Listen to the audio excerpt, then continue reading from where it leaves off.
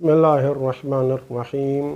Ayatollah उज़्मा से Sistani अपनी किताब मिनहाज सालिहीन की पहली जिल्द में नमाज जमात के मुतालिक लिखते हैं कि बाज़ फ़रीज़ा नमाज़ें ऐसी हैं कि जिनको बाजमात पढ़ना मुस्तहब करार दिया गया है, लेकिन बाज़ ऐसी नमाज़ें हैं कि जो शरई तौर पर साबित नहीं हैं कि उनको जमात के साथ पढ़ा जाए, बल्कि हुक्म है कि उनको अकेला पढ़ा जाए।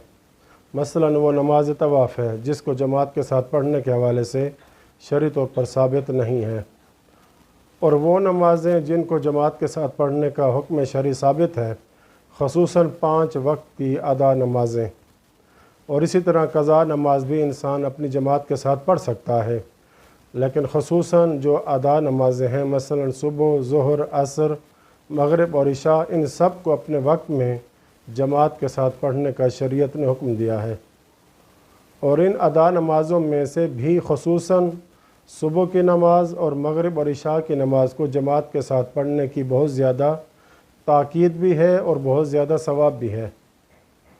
आयतुल्लाह से सिस्तानी मसला नंबर 773 में लिखते हैं कि नवाफिल असलिया में से यानी जो भी नवाफिल नमाज़ें हैं उनकी जमात जायज़ नहीं है।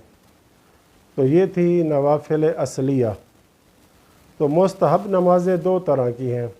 एक नवाफिल असलिया यानी शुरू से ही उसको मुस्तहब करार दिया गया है, मसलन सुबह की नफल नमाज जो कि 2 रकात है, ज़ुहर की 8 रकात हैं, असर की भी 8 रकात नफल हैं, मग़रिब की 4 रकात हैं, इशा की 2 रकात नमाज है जो कि इशा की नमाज के बाद बैठकर पढ़ी जाती है।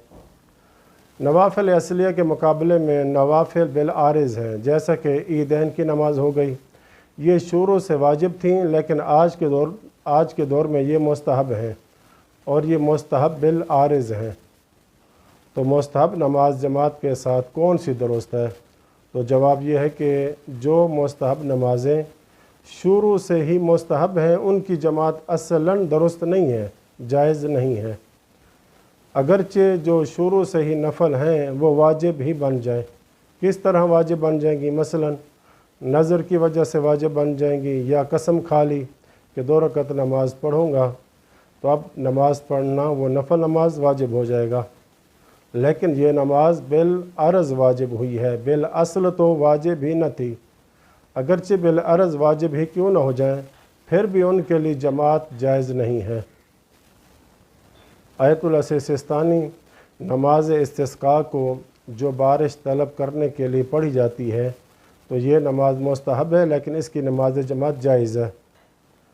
एक ये नमाज जो कि मुस्तहब है जिसको जमात के साथ पढ़ना दुरुस्त है, और दूसरी नमाज ईदैन है जिनको जमात के साथ पढ़ना जायज़ है उस वक्त कि जब वाजिब की शराइत मौजूद न हो, क्योंकि शुरू से ये नमाज वाजिब थी।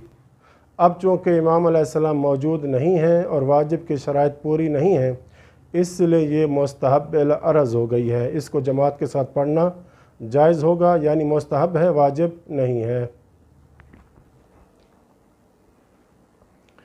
इसी तरह आयतुल्लाह सिस्तानी मसला नंबर 774 में लिखते हैं कि इक्तदा करना उस शख्स की कि जो यौमिया नमाज में से कोई एक नमाज पढ़ रहा है जायज़ है। उस शख्स के लिए कि जो कोई और नमाज पढ़ रहा है, मसलन इमाम नमाज असर पढ़ रहा है जबकि मामूम नमाज ज़ुहर पढ़ना चाहता है, तो लिहाजा मामूम अपने इमाम की इक्तदा कर सकता है।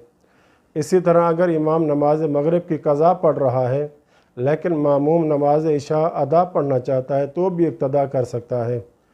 अगरचे ये दोनों आपस में इख़्फ़ात और जहर में मुख्तलिफ ही क्यों न हो जाएं, पढ़ सकता है जमात के साथ, चाहे अदा नमाज़ें हों या क़ज़ा नमाज़ें हों। इसी तरह नमाज कसर और तमाम में भी कोई फ़र्क नहीं है, जमात के साथ मामूम पढ़ सकता है।